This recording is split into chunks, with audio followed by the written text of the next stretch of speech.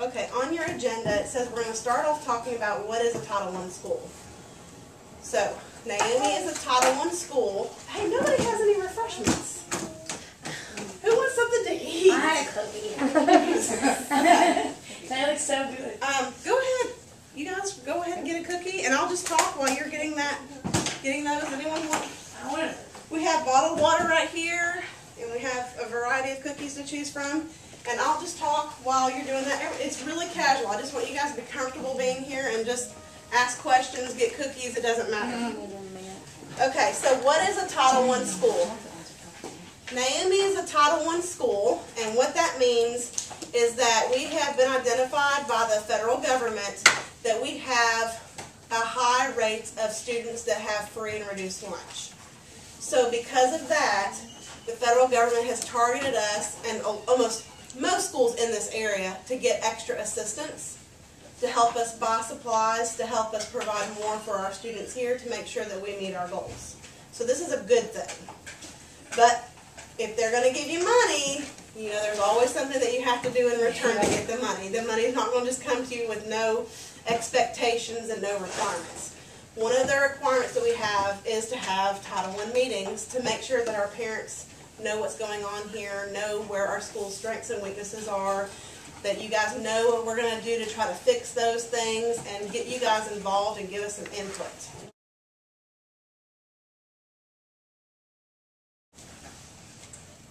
Next thing is we had to look at and find out where our weaknesses are, because you can't fix the weaknesses if you don't know what they are, right?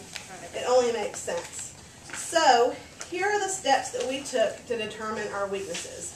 I've met with teachers, with parents, with other partners that we have, business partners from the community, to get input from them on what they think we could do to make the school a more positive place for our kids.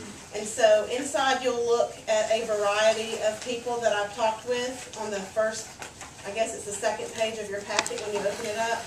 There's a list of teachers here, there are some parents on here, and this is just a few of the people. I've actually met with more people than what's on here. These are just the bare, requirements. If you flip on the other side of the page, you'll look at number 1. It starts off with number 1, a comprehensive needs assessment of the entire school that addresses all the academic areas and factors that affect them. If you look at A, that whole paragraph there, and I'm not going to read it all to you because it's a lot of words in there, and it kind of goes, woo, it takes me months to get this stuff written, so I'm not going to bore you with all those details. But basically, A talks about who I met with, to talk about where we are as a school. Met with teachers, other teams, parents, business partners, like I said earlier, to kind of get a big variety of input from the community. B talks about how we've looked at our data. We collect data from all different ways. We have surveys that we collect responses from. We have all these assessments that are listed on here. We're constantly checking the kids to see where they are in all subject areas. So that lists all the different types of data that we examine to look where our strengths and weaknesses are. If you look on the other page at E, we look at that data to find where the gaps are. Okay, are we performing strong in math in this area versus that area? Are we weak in this part of reading? Are we meeting the needs of all the types of our learners? We look at ethnic groups to make sure that we're reaching every ethnic group that's enrolled in our school. We look at the females versus the males to make sure that we're meeting the needs of all the genders of students. We look at SPED students versus regular ed students and how we're serving them in inclusion versus resource. We even look at like our discipline records to see if we're targeting one group, if we're writing up more females than males, or this ethnic group more than this ethnic group. And then we look to see, well, what are the reasons that these things are happening, and what can we do to reach out to all students to make sure that we're reaching everybody. Does that make sense so far? Any questions so far? Okay, it's a lot of research stuff. So on F is where we start writing up what did we find. And we start off with the first arrow, what were the strengths that we found here at Naomi? Well, when you compare Naomi Elementary School to all the other schools in our county and the state, we're functioning well above the average in science and social studies. which is a good thing because really you have to do well at reading in order to do well at those subject areas. And there's math involved in science, and science you apply in lots of career fields nowadays with the STEM focus and all the science, technology, and math that we have going on in our culture today. So that is a good thing. We also found that our students are doing really well in basic reading skills, vocabulary, and comprehension, and they're doing well on like the CRCT, which is now going to be changed to the Georgia Milestones Test. They're doing really well in research type activities, the steps of research, and just creativity in writing. So those are strengths we found. But then we looked for our needs. And it's not been a big secret, the last couple of years we have really been targeting math. Math is an area that we needed to give lots of attention to. Also in writing, we've noticed that our kids struggle more than they should in just letter formation and spelling when they're writing. They're coming up with these wonderful creative ideas, but that doesn't really help if you can't read what they're writing, right? So it spells like it sounds. Phonetically, he spells phonetically. And that's normal when they're first starting off. But when they get older, we have to start teaching those phonics skills and actual letter combinations. Why don't we have like 220 sight words in first grade? It's just they don't have little sight words. That would help. Well, they gradually build as they move up through the grade levels. They start off with 100 in kindergarten, and then they add on, I think, 120 more. It doesn't seem like a whole lot. 220 sounds like a lot, but like counting them the first day, you got them. Yeah. Yeah, it seemed like, I don't know, what that to do, I guess. Right. Well, and then while we're doing sight words, we're also doing the spelling words that has the phonetic component to it. So it's not just, these you should know by just looking, you don't have to sound them out. But then we're also teaching them ones that they can sound out. And then once you do that, they build up fluency, and then it becomes a lot faster as they get older. So those were the major areas that we saw were weaknesses. And then all that's kind of hard to explain. If you go to the back side of that page, it talks about the next arrow says specific academic needs.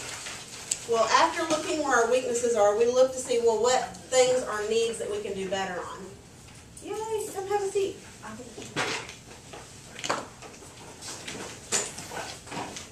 You can sit here. And we have another chair right? Okay. We're so glad you came. Feel free to get up and get some cookies that you can eat and bottled water while you ask questions and listen to what I'm trying to explain. So needs that we found. One, we need to do a continued emphasis on math concepts. We started with a new curriculum when Common Core came out. It changes the whole way you teach things. I'm sure you've noticed that we teach math differently now than what we had when we were growing up. So we changed the whole way we teach math. So we're continuing to focus on teaching math comprehension. Why does this work? Not just here are the steps to solve the problem. Why does this math problem work the way that it does? We've done so much of that the last 2 years that we've noticed that we let the fluency drop. So we don't just need to teach why this works, but we need to work on the speed. Yeah. You've got to know 3 + 5 is 8, and you shouldn't have to think about it. Yeah, I hate math. So that's an area of a need that we found. And then continuing our phonics instruction. Several years ago, I was an academic coach here, which means I trained the teachers. And during that time, I took a survey of teachers, and we found out that people were trying to teach phonics, but it was very inconsistent. You might see first grade, third grade, and fourth grade were all teaching the same exact phonics skills. Instead of teaching all the phonics skills over the years, we were teaching the same ones over and over. And the teachers had this strategy for teaching, and this teacher was trying this strategy. We were all over the place. So now we have a consistent phonics program so that by the time they leave us in elementary school, they've had all the phonics skills that they need to be successful in middle school. And I even had the middle school ELE teachers look at it, and they were like, this is good. If they can do this by the time they leave elementary, they are ready for middle school. So we got a thumbs up on that. So not only do we have to figure out needs, we have to go and look at the next arrow, root causes, why, which I already started talking a little bit about, leaving off the math fluency and not having consistent phonics. Also, we found that teachers did not have they had a lack of proper training on how to teach the fluency in math, because all we knew was like just drill it. We didn't have other strategies that we could use. So that was an area that we knew we needed to target. 2 talks about the phonics. 3 talks about the writing. We noticed that in kindergarten we had so many standards that the teachers that were new to kindergarten that the teachers were feeling really rushed to get it all in, and so we weren't focusing enough on letter formation. So the kids feel really comfortable forming the letters correctly. We were pushing writing, creative ideas and stuff that we were losing the basics of how to hold your pencil, how to correctly write the letter B, lowercase and uppercase. And so our kids were so frustrated with the act of writing that we were losing a lot of other qualities in our writing. So that was one area that we thought was a root cause. Differentiation is tough to do in a classroom. When, let's say I'm a kindergarten teacher, you have kids that come in that have not held a book much at all. Maybe the parents don't read with them at night. Or then you have some that their parents do read every night and they hold the kid in their lap and they're holding the book together. You might have some parents that are teachers or something and they've already gone over letters and the sounds, and so man, they could function pretty well in a first grade classroom. Yeah. So you come in and you've got all kinds of levels of kids. Well, you don't want to waste the time of the ones that are really ready for first grade quality work and have them sit through a lesson on this is the letter A when you have other kids that need that. So it's really hard when you have one teacher in a room to meet the needs of all the kids. So it's a very tough thing. So that's one area that we really wanted to work on as well. And not just in reading. Sometimes it's easier to do in reading than it is in math. So we knew we needed some training on how to do a better job at that. And as always, we want to help teachers know how they can help kids at home.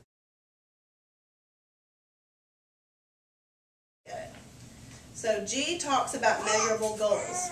If you set goals for yourself, you have to find out whether it's working or not. So we had to set some goals so that we could measure if it's working or not, because if it's not working, we need to try something else. So this is just a whole bunch of percentages that we're going to use to measure ourselves, and it's probably really confusing. Does anyone want me to go into more details about these? Basically, if we're functioning at 40% of growth, we want to move it up to at least 50%. You know, you always want the percent to get higher. And a lot of these goals say SGP. That stands for Student Growth Percentile. If your student comes in and takes the pre-test and they know 20% of the material, we want them to go up 40%, which would mean they now know 60% of the material, which ideally we want them to know 100%. What's the CRCT you want to change to? It's called Georgia Milestones. It's an end of grade assessment, and it starts in 3rd grade, just like the CRCT was 3rd, 4th, and 5th. Yeah. Right now it's 3rd, 4th, and 5th, but they could always change that in the Georgia Department of Education. But right now it's 3rd, 4th, and 5th. But in all grade levels, we have a pre-test and a post-test.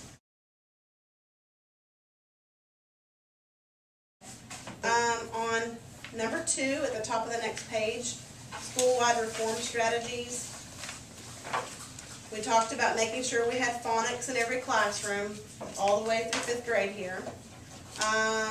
We wanted to make sure that our teachers, and especially the upper grades, after the kids are comfortable with forming letters, we want to make sure that they are incorporating writing through every single subject area.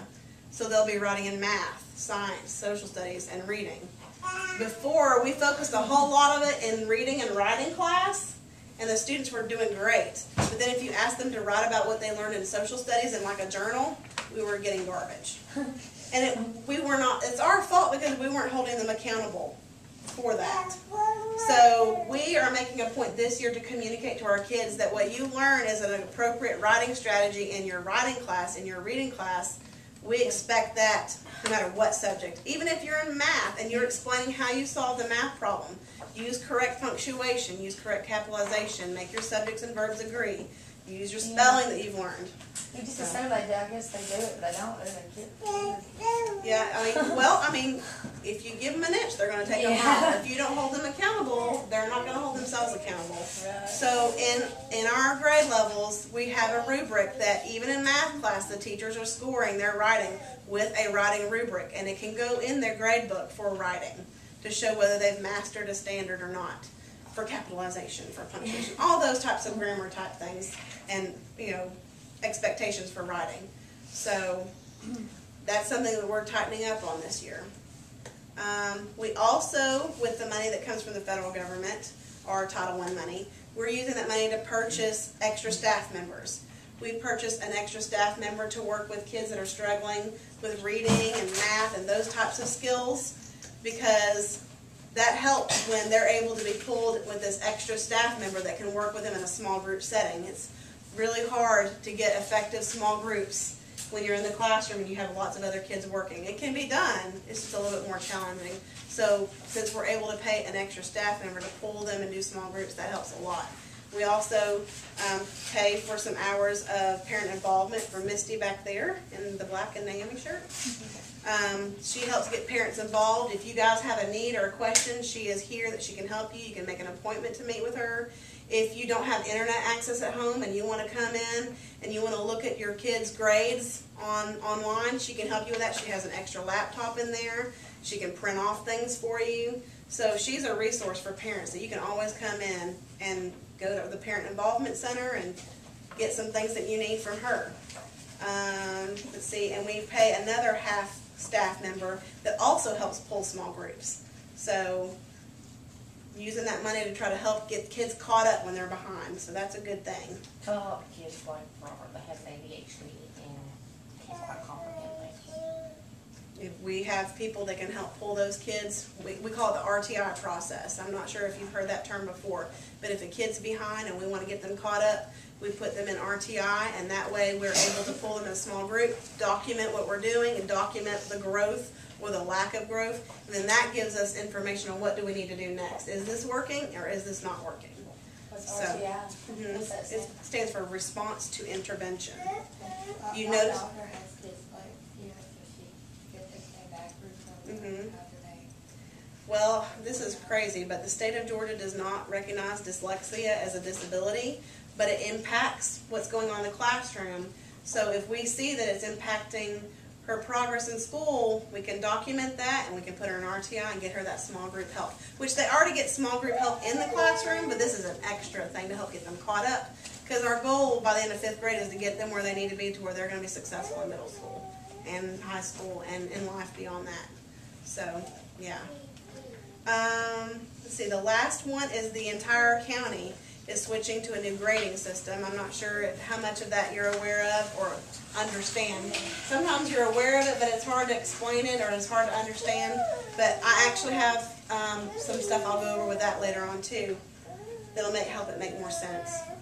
2A is all the different strategies that we're doing as a school to help meet those needs, including training, what type of training we're giving our teachers, setting aside a certain amount of time to make sure that teaching math is taught at a good time of the day, whenever possible.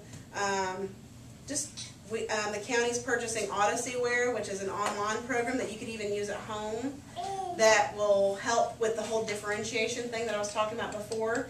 If you have a kid that's ready for the next grade level material and they're going to be bored to death having to sit through a lesson on this topic, we are getting rolling something called Odysseyware, where you can set up that child on a program on the computer and tell that program that this child needs to work on this because they're way past where we are right now, and they can continue learning where they are so they're not bored in this setting right here. Vice versa. If all the kids are ready to go on to something else and this kid needs some more work on that and they're not going to understand this, you can put them on Odysseyware and the computer can assess them and knows they still need to work on this standard right here, and they can continue getting extra help in what they need help in without having to sit through something that they're going to be completely lost. Talks more about what are we training our teachers to be able to start doing. We have a lady named Renee Mixon. She's like the math guru in this whole district area for Northwest Georgia. So she works with Walker County, Catoosa County, Dade County. There's a whole bunch of counties that she works with. Whitfield County, Dalton City. There's a whole bunch of school systems. And she is like the big math guru. She's coming actually on October the 9th, I believe, this month. She's going to be training our whole staff on how to work with kids in math with a strategy called thinking maps. Have any of you heard of thinking maps? Our staff was trained probably 2 years ago on thinking maps, and we focused a lot on reading with thinking maps because it's what we're comfortable with, and it was a good area to start learning about a new concept. But now we're going to start bringing it more into math. So she's going to come and work with us. We also sent every teacher last year to her training in Rome for how to teach math the new way and how to build up fluency. And then we sent all of our new teachers, because we had 5 new teachers. I'm not sure if you guys are aware of that, but we have a new kindergarten teacher, 1st grade teacher, 2nd grade teacher, 3rd grade teacher, and a 4th, 5th grade teacher. We have a new parapro, we have a new assistant principal, and then I moved up from assistant principal to principal. So we have had a huge changeover. You're the principal. Congratulations. We've had lots of changes this year, yeah. I was wondering who it was. Yeah. So we've had a big changeover in school this year, which, I mean, it's been a positive change. We have a lot of new teachers that are excited and energized, and, I love Miss you know, Brown. we have a lot, I mean, I thought I dropped a piece of paper. We have, it's a positive school environment. Everything's going really well this year, and I mean, everybody's just working together and supporting each other, and every grade level has a new teacher, so even though the experienced teachers are working together to help them out, and the new teachers, their excitement is spreading, so it's a good thing. Family. Yes. Number 5 talks about trying to get parent participation, which I think it's working. Some of the strategies that I'm working with Misty on is working, because look at how many people came today. This is unbelievable. So thank you guys, but we're also working with PTO, and I don't know if you've noticed the big change in our PTO events. We're trying new things. I mean, every year we're trying new things, and yeah, we have one tomorrow night. It's pizza and game night. We've never done one of those before, so we're trying it out. So we've done amazing things throughout all the years, but you know, keep trying to see if you can get more people to come, because the more people come, we can spread the word more of what we're doing here and get more parent input, which is one reason why we want you guys here today, so that we can get your input on some questions that we have as a school.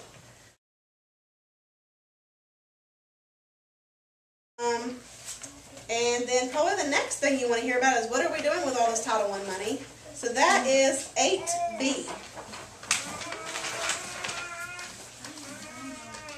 Again, I told you that we're using some of the title money to help pay for some more staff members, because the more people you have on board to help, the better things are. So 1 and 2 talks about the people that we're going to be paying with that money. Number 3 talks about the software that we're going to use to purchase. Use the money to purchase, and those are Brain Pop and Brain Pop Junior. Those have really good videos and quizzes and interactive games for the kids. The teachers love using that. We purchased More Starfall. That's geared more at kindergarten and 1st grade, where they can use their smart board and the kids can come up and click on stuff. They love it. The teachers love it too. Reading A to Z and Odyssey-ware. Those, how many of your kids come home and try to do Raz Kids? They're reading homework through Raz Kids. I mean, my son has reading homework every night, and he would rather do his reading homework on Raz Kids because it's on his iPad. It reads. They just have to read it so long. It reads the, yeah, like. I never even heard of it. Yeah, if you find out from your teacher what their login is, and that you'll bring up their class, and then Scout can click on her name, and it automatically comes up with interactive books that are on her level. It's geared to where your kid will have books that pop up already on their level. So they click on the book, and it prompts them, listen to this person read the book to you, and it will highlight phrases. Is it R-A-Z-Z? Raz Kids. Okay. R-A-Z-Z-K-I-D-S. Raz Kids, yes. Kids. I was like, there's a Z, yes. Yeah, and it will read the story to them, and then you click on the eyeball, and it means you look at it and read it yourself. The first one's an ear because you listen to it. The second one's an eyeball, you read it yourself, and then there's a question mark, and then it will ask you questions. Well, the kids will answer the questions. It's just like a standardized test would be. The cool thing about it, though, is each question is about a different type of reading standard. And so let's say that my son Joshua has read the story and answered these 10 questions, and he always misses the question on whether it's a fact or opinion. It instantly sends that message to the teacher, which questions he's missing and what standard it's about, so she can look at that report and say, oh, these 4 kids are missing fact and opinion questions. I need to pull them in a small group. And there's even a microphone when they read it out loud to themselves that they can record themselves reading. So you could listen to it as a parent. The teacher can listen to it and find out which mistakes they're making on a regular basis. That's cool, because even if they read the book sometimes, I don't know if they comprehend it. Right. Because sometimes we'll just be stumbling, bumbling through a sentence, and I'm like, go back and do it again. Right. That's really good. So that's a really cool tool that our teachers use a lot. Number 4, technology equipment. We are going to be using some of the money to purchase a syncing station, because every year we purchase more iPads or iPods or what have you.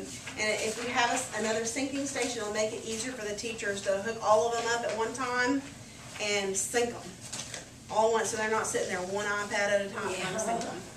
So we need one more of those. As we increase the number of iPads, we need to get another syncing station.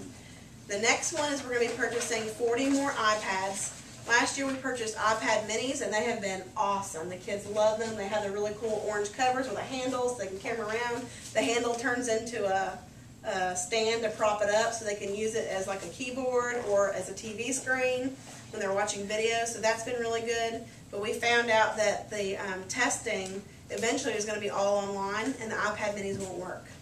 The screens are too small. So they said iPads will work. So I've changed it this year to purchase iPads instead of iPad minis. Every day they give us more information. We also found out that to use an iPad, you also have to have a Bluetooth wireless keyboard so they can type in their written responses and not have to type it on the screen, because the keyboard, when it pops up, will take up too much of the testing screen. Yeah. So you'll see on here that, what number is it? The next bullet after the 40 iPads, we're also going to purchase 40 keyboards to go with those iPads. They don't have what they're typing anyway, do you? Right.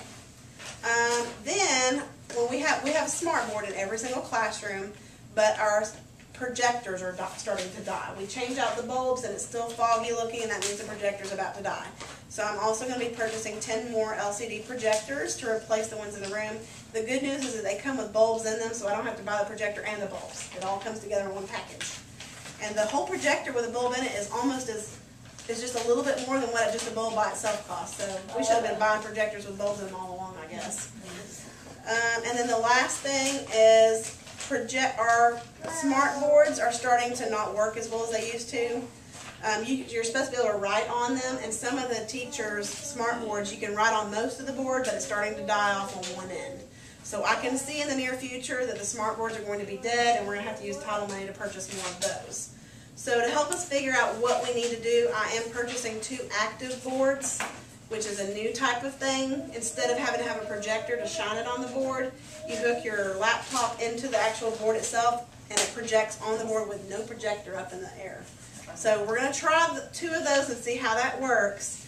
And if it works well, then I'll start writing more of those into the budget in future years and slowly start replacing them as they start giving us a hard time. Section 5 talks about supplies that we're going to be purchasing with the money.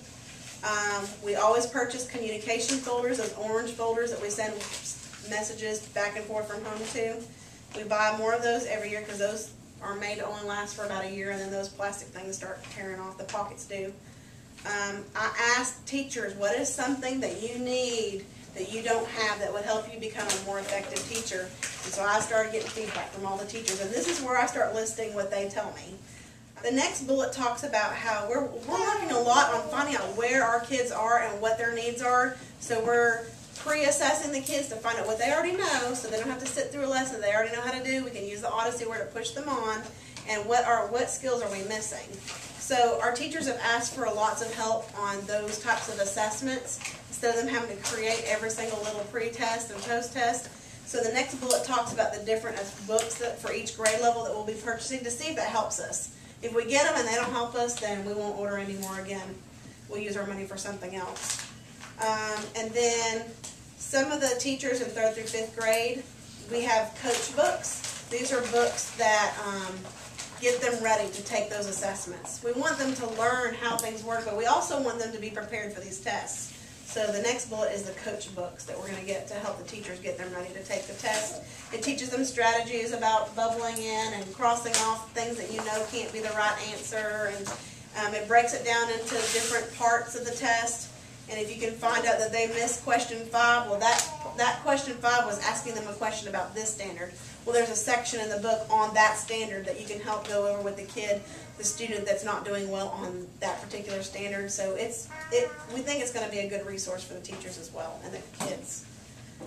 Number 6 talks about just technology supplies that tear up, that have to be replaced. A lot of these connecting wires are getting old. The ones that we connect our laptops into the smart boards, a lot of them are shorting out. So a lot of these are just a whole bunch of things that need to be replaced that are tearing up. Let me see if there's anything else on here that's not one of those. iPad covers. We need iPad covers that can help prop up the iPad, protect it, and the handles. So those need to be purchased. And then the last bullet point is ink cartridges. We're always having to print stuff off, so we needed to buy more of that. Any questions about the stuff that we're purchasing? Great. That's like you. First through We gotta fifth see grade. what's going on. Yeah, first through fifth grade, we have 2 different types of grades now. One of them is called progress monitoring, and one of them is called standard mastery. Progress monitoring is we use that time to teach a new standard. And the kids do all these different games, activities, they hear all these lessons, they do all the practice to try to get better at learning to master that standard. Well, during the practice time period, we don't take number grades anymore. We don't say, here's a practice, try it out, I just taught it today for the first time, let's see how you do. Oh, you made a 48, too bad. Putting it in the grade book anyway. And then teach some more, have a little more practice, grade it. You're getting better, but it's still a 60, which is still failing. I'm going to put it in the grade book. And then by the end, hey, they're doing really well. You got a 90, a 95, 97. When you average all those together, well, they're barely making a C, but they've got it. So it's okay. So instead of doing it that way anymore, we're using levels of learning. We're going to teach you this new standard, and everyone's starting off probably at a 1, which means you're struggling with it. You don't get it yet because we just started teaching it. Well, as you start getting better and better at it, the kids know, hey, I'm starting to get it now. If you give me some help, or if you give me an example, I can do this all by myself, by myself, but with those supports. I'm a 2 now. And then if you teach it some more, they're getting better. They can do it by themselves. I am a 3 now. I've got it. And then a 4 is where we eventually want them to be, which means they can do it so well that, hey, I can pair you up with you, and you can help her. You're a 4 because you can teach it to someone else. And that really helps the teacher when she's got some student teachers in the room that can help meet the needs of more students. So we're using a 1 to 4 scale to show their growth as they learn before we start giving them grades. Okay, so that way their grade doesn't look bad because it took them a while to get it. Because they didn't know it right off the bat. I mean, that's not really fair. So now, those 1 to 4 grades go in under progress monitoring. That way you can log in as a parent and say, oh, my kid is a 2 now. They started off as a 1, they're a 2. And that way you can see they're progressing as they're learning it and becoming more prepared to master that standard that the teacher's teaching right then. At the end of the unit, when it's time to assess whether they've mastered that standard or not, let's say that it's, maybe they're teaching math with regrouping. I've used that example a lot today. But let's say that they're teaching that in 2nd grade. And they feel like it's time to assess this now, to see where they are, to see if they've mastered this standard. They will give some type of assessment. It could be a project. It could be some problems to solve so I can see whether they've gotten it. It could look at several different ways. But the teacher will actually score that and get an average. So maybe by the end of the unit, that child's making an 89 or 88 or a 93. That 93 will go in the grade book under standard mastery so that you can see this is the standard they were working on, 93, they mastered it. That makes sense? If, for example, most of the class was ready to master that standard and there's 3 kids in there that when they took that test, they did not master the standard, they made less than a 70. In that case, the teacher can say, you know what, they weren't quite ready to prove mastery. They're going to need a little bit more time. They'll keep pulling them in a small group, and at a later time, they'll give them a chance to master it again. So it's not the end of the road if they didn't master it. And they can take that 65 out and plug in the new grade. Okay? Does that make sense? Because we don't want to say, oh, you didn't master it. Too bad, we're moving on. So, does that make sense? So in the grade book, you're going to see 2 different types of grades.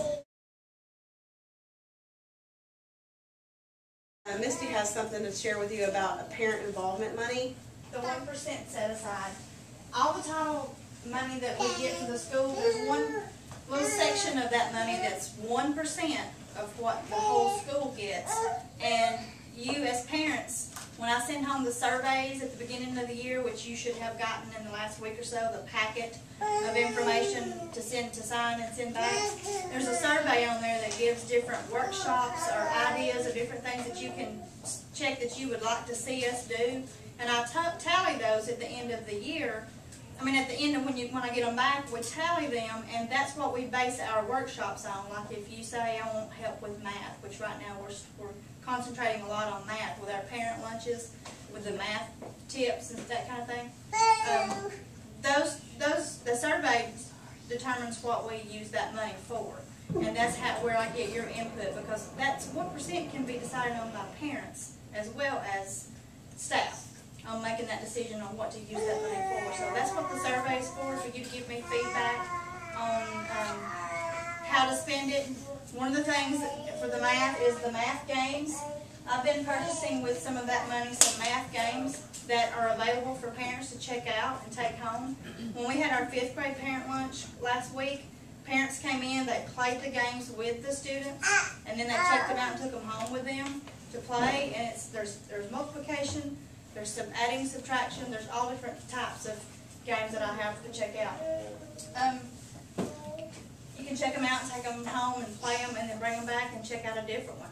And then whenever your grade level lunch comes up, you can go into your child and play the games and see if you like them, and then take them home with you that day too. But they're available anytime. All the parent center that's down in the media center is stocked with all kinds of paper, glue, pen, anything, scissors, all the stuff that you need to do a project for teachers. Everything that's supplies that's in the parent center is bought with that 1% set aside money. So that's kind of gives you an idea of where your 1%, I call it your 1% because parents decide where it goes. Like at our last meeting, we had a parent that said, what is this thinking maps that you're talking about that you're training teachers on that they've been using for 2 years? I don't even know. Or one parent said they're bringing home thinking maps to fill out for homework, and I don't know what that is. So we've had a parent request that I do a thinking map training for parents. So maybe at 1 o'clock, since so many people turned out this time, maybe we could do like a thinking map training for parents so that you'll know what it is we're using in the classroom to help teach your kids. What grade level are thinking maps on? Is it all of them? It's actually from pre-K all the way through high school. That's including special education. Every kid, every teacher in this building uses thinking maps. Some are more comfortable than others, and some use it more in one subject area than another, but we're working on training to where we can use them effectively in all subject areas.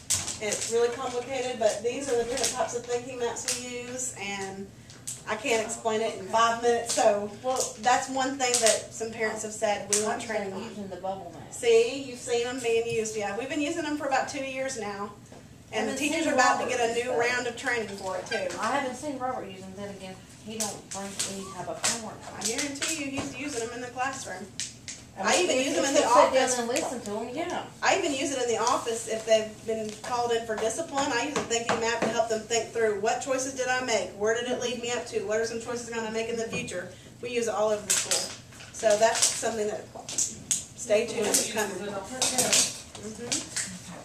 So, Yeah, matter of fact, that's where I seen Heidi's first bubble map is when she was working with Greece and the United States. Any other questions, comments? Guys, if you have any more questions about Title I stuff, the brochures that are laying on your table, it can tell you everything that you need to know about Title I. That maybe we didn't cover it here, or a question or something that's on here. Take these home. They're good to read and give you an idea of exactly what Title I is and what it means for you as a parent and for the school.